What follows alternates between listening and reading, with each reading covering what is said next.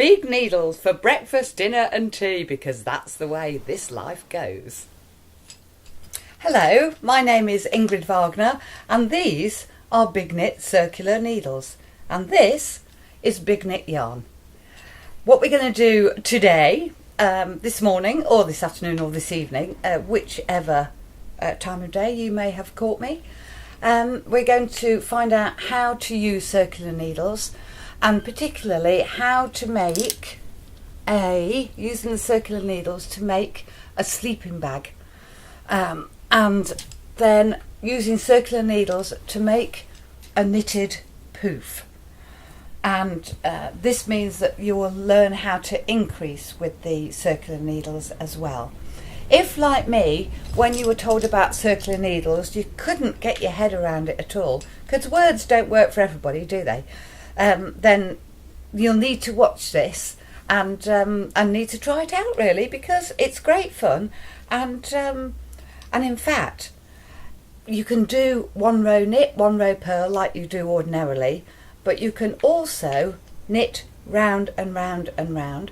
And when you do that, your knitting comes out like stocking stitch, but you're only doing the plain knit stitch. I think it's magic, but I think it has something a bit more to do with physics. So stay with me and let's find out how to use circular needles. Right, so we're going to set out with these circular needles and the ball of yarn. So slip stitch,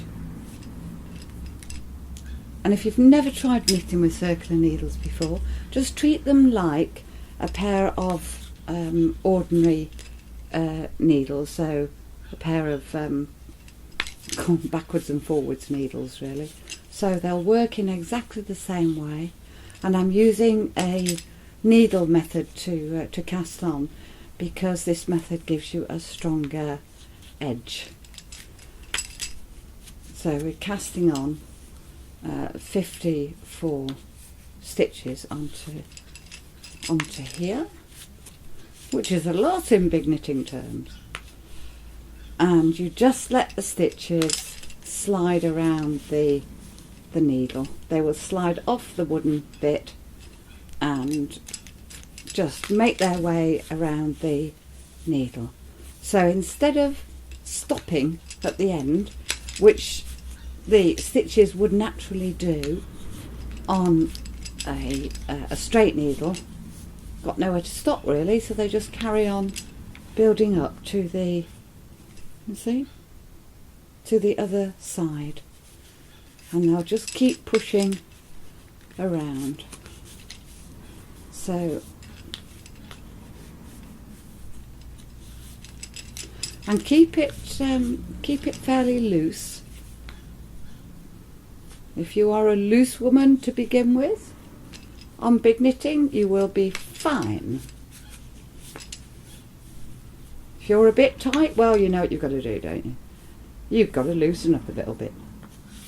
Okay, so 54 stitches we're aiming for. Now we've done the sleepover sack, which we're looking at here with the circular needles, for I think it's ages 5 to 6 and 7 to 11-year-olds. So you can do this in whatever colour you want to, and you might find that you suddenly decide halfway through that you want to change to a different colour. So you can do that if you want to, and I'll show you how to do it. It's very difficult, by the way. Cut the yarn and tie a knot. That's all you do. Tie in the new colour and carry on. Don't have to sew anything in. Can you see how the stitches are just making their way around the needle? So stitches are on their way and we are on our way as well. Okay, and I'll count how many there are in a moment. So we do the sleepover sack for 5 to 6 year olds, and then we do it for 7 to 11-year-olds. But actually, the other day I saw an 11-year-old who was nearly 6 foot, and I'm not exaggerating. No, he was very tall. So, you know, I've obviously done it for an average height, but you can knit the height for whatever size person you are knitting for. And actually, if you find that the person is taller than the allotted amount of yarn, then you just add another ball in, really. So, by the way, you'll find on the can you see where this, sometimes called the stringy bit, by my customers, don't worry about that. It's the warp from the selvage edge, and it's from the weaving itself. So don't worry, just knit it in as a stitch. In terms of big knitting, look, it's only one stitch, so it actually gives you a different texture. So it's actually quite nice. Sometimes the warps are different colours, and this one is a yellow warp, I think. And there you go. That shows where the particular piece of knitting has stopped. Sorry, the particular piece of weaving has stopped, and the loom is moved on. It's turned on. Big factory loom, so it's turned on, and then the weaving starts again. Right, you can see the stitches moving around the needle. So on a straight needle, they'd just be moving straight down. On a round needle, they move around.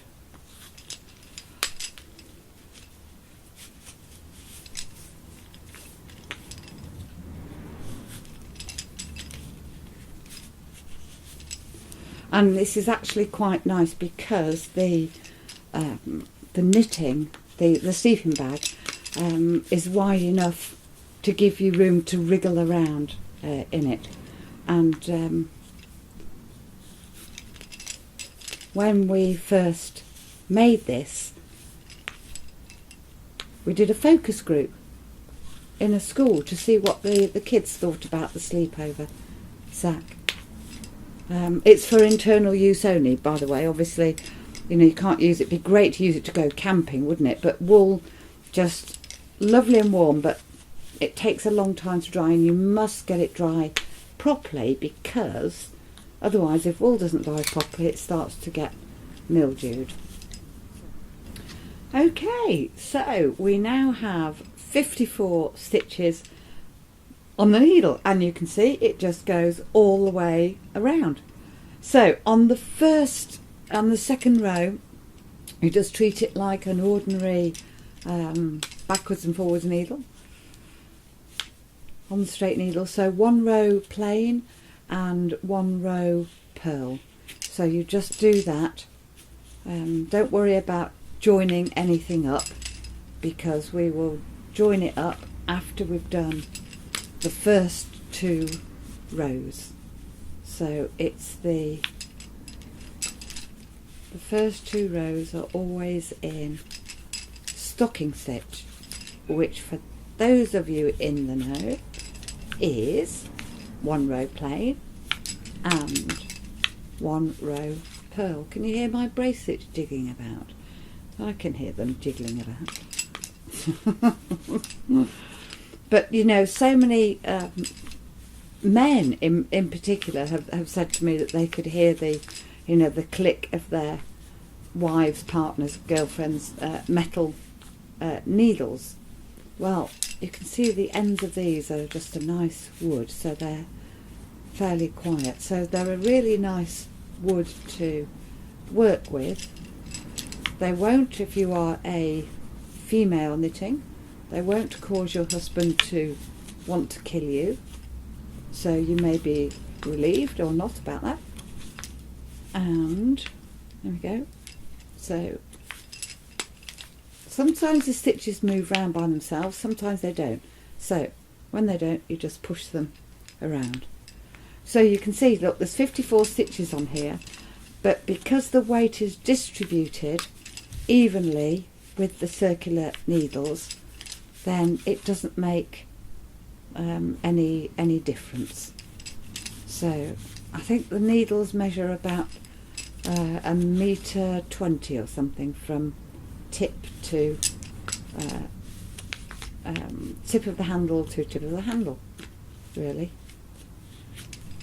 So if you're making anything like a rug, or you're making a sofa throw, and you like knitting on circular needles, you can do it on these needles. You don't have to do it on the straight needles. So you can actually use these. And then after we've done one row knit and one row purl, we're halfway through now, the first row, then I'll show you how you join everything up. Now you might suddenly find, ooh, that's a really nice yarn, isn't it? Not that you might suddenly find it's a really nice yarn. You might suddenly find you want to change colour. So here are some little balls of yarn that we have just for that purpose. So what do you do when you want to change colour? Here we go. You use a pair of scissors, surprise, surprise, to cut, and then you tie in another colour. I don't want that one. That one, that's nicer. So decide which colour you want to put in. Tie a knot, give it a good old pull so you know it's not going to come undone, and then just cut it close to where the knot is, and then carry on. Told you it was difficult. And you can do you can do a whole row in a different colour, or you can do half a row in a different colour, or you can do 2 stitches in a different colour. It doesn't matter. It just, you change it whenever you want to. You can do a whole sleeping bag in tartan, the same colour red tartan, or you can do it in 10 different colours if you want to. And it actually doesn't really matter, it's just fun. Certainly it's just fun where the sleepover sack's concerned, because,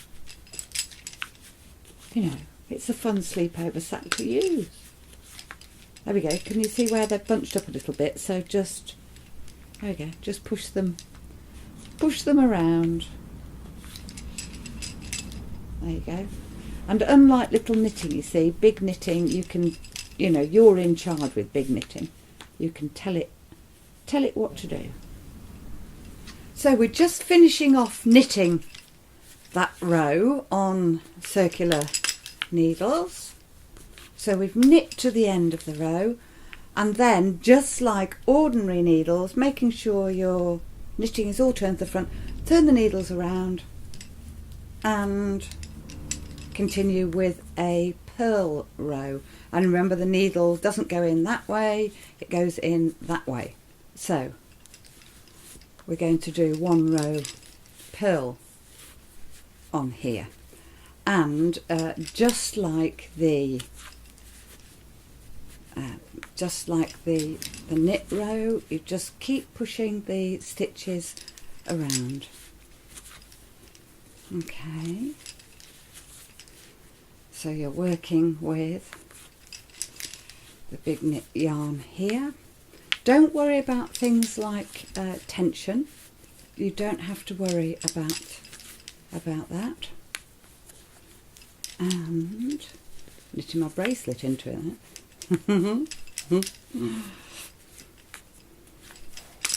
The nice thing about this yarn, of course, it's got the colour and the pattern already woven into it. So when you're knitting your sleeping bag, as we're starting to do here, then you've already got the colour there. And if you want to put another colour in, just keep pushing the stitches round, and there we go. You'll notice they'll run off the end of the needle onto the circular bit. It's like making a big sock, really. and it is just so much fun to do because you get your results very, very quickly. Okay. And you know, sometimes I've heard people say to me, oh, that must be very difficult, or you couldn't watch television while you were doing that. But actually, once you get used to it,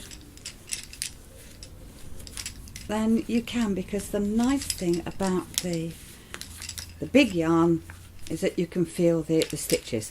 So just make sure you keep pushing the stitches around, and it will just sit in your lap, and you don't have to worry about the straight needles holding the stitches at all. It's lovely yarn to knit with because it's all wool. And you know, some people say they'd like to maybe cut up their own fabric to make things, which you can do, of course, but because, particularly with the sleeping bag, or the sleepover sack as we call it, particularly with this one, it's important that it's warm, of course, and it's 100% wool. So it is just so lovely to sleep in. And if you were to cut up fabric yourself, then I think it would be quite difficult to find wool fabric to cut up, because this is all 100% wool, woven wool that we're using, and it's all new. It hasn't been cut up, but it's just a waste product from the mills. And for ages 5 to 7 year olds and 9 to 11 year olds, sorry, I was just checking there what ages, 5 to 7 year olds, it's that kind of height, 4 kilos of yarn you need, and for 9 to 11 year olds it's 5 kilos of yarn. So you can imagine, if you were cutting up, you'd have to do an awful lot of cutting up. A, find the wool fabric to start with, and then B, do all that blooming cutting up, your poor hands. And look at this, this has got the pattern already woven into it and the colour, and it's just lovely. And whenever you want to stop and cut it and change to another colour, you can do that. There isn't any increase needed on these circular needles, because it is simply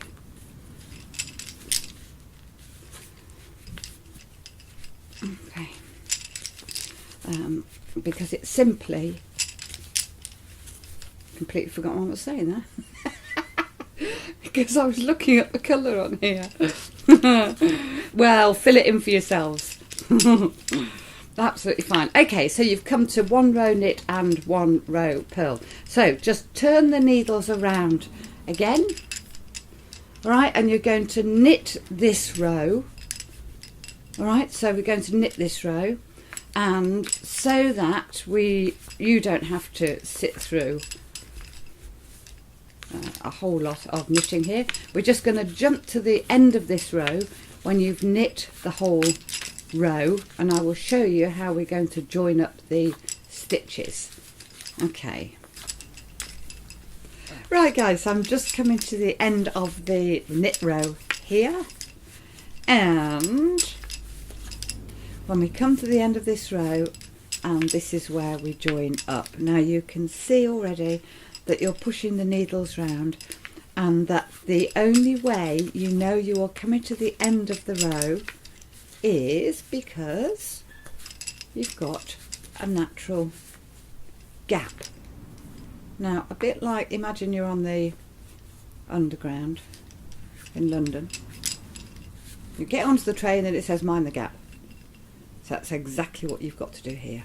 So this time you're not going to turn the needles around like you would to start another row with straight needles, but you're going to carry on knitting the last stitch of the last row.